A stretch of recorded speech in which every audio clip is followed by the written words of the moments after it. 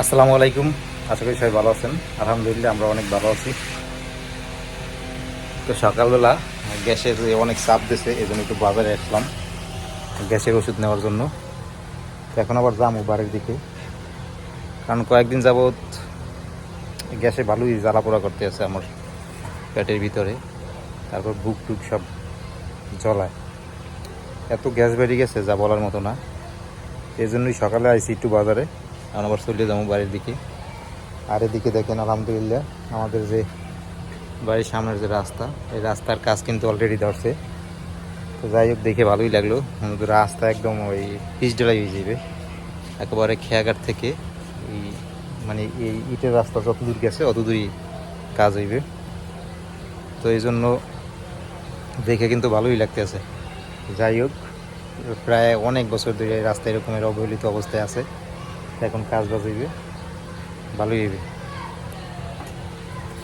তো যাই, এখন বাড়ির দিকে যাই।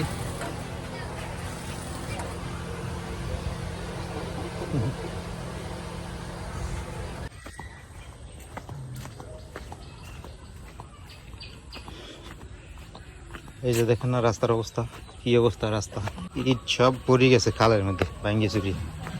তো এখন কাজ হইলে ভালোই হইবে। তারপরে সারটা যে কবে হইবে আল্লাহ জানে। সারটা যদি একটু আগে হইতো, রাস্তার আগে, তাইলে রাস্তার কাজ হওয়ানো যে খুশি তার থেকে বেশি খুশি হইতাম।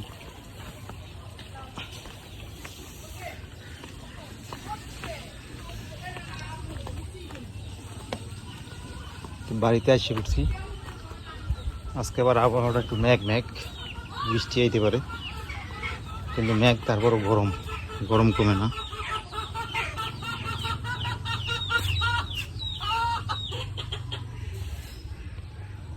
মাশাআল্লাহ, এই জায়গায় যে মরিচ গাছ লাগাইছি, এই গাছে তো মরিচও ধরছে। এই যে দেখেন মরিচ ধরছে কিন্তু গাছে। যাক, ভালোই হয়েছে।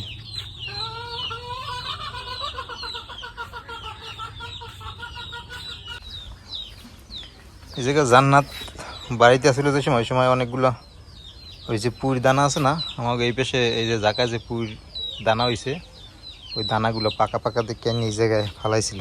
তো এই জায়গায় ফালানোর পরে কিন্তু বেশ ভালোই হয়েছিল, কিন্তু এখন আবার এই যে মরিচ গাছগুলো উপরে উঠে গেছে। এই ওঠার কায়দায় রৌদ্র পড়ে না, তো এই রৌদ্র না পড়ার কারণে এই গাছগুলো বাড়তে আসে না।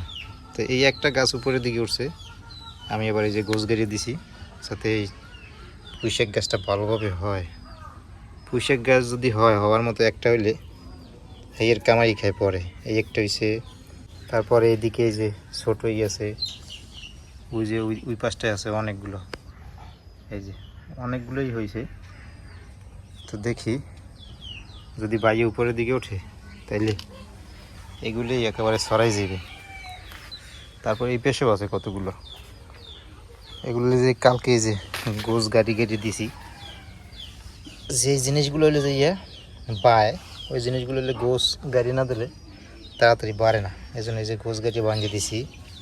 এই যে দেখেন অনেকগুলো কিন্তু পুঁইশাক, এই যে এই আছে, এই একটা আছে, তারপরে এই আছে, ওইটা বাঁধিয়ে দিছি, এইটা বাঁধিয়ে দিছি, সবগুলোই বাঁধিয়ে দিছি যাতে জাকায় ওঠে। কেননা এই যে এই পুঁইশাকগুলো, এই যে লাল ডাট, এগুলো খাইতে এত মজা যা বলার মতো না। তো এই জন্য মূলত এগুলো বাঁধিয়ে দিলাম যাতে তাড়াতাড়ি বাড়িয়ে ওঠে।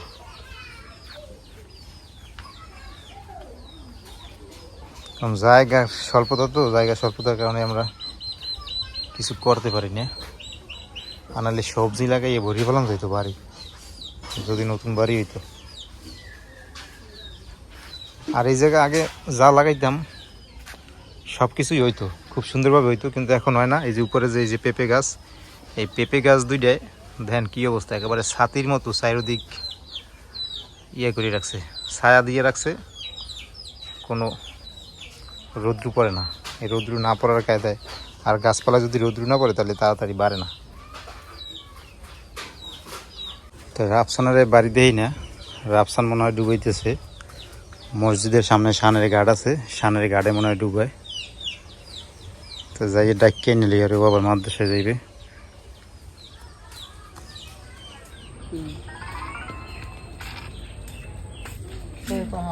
না ডুবেন নি। সব এক লাগে নামছো না? তাড়াতাড়ি তাড়াতাড়ি।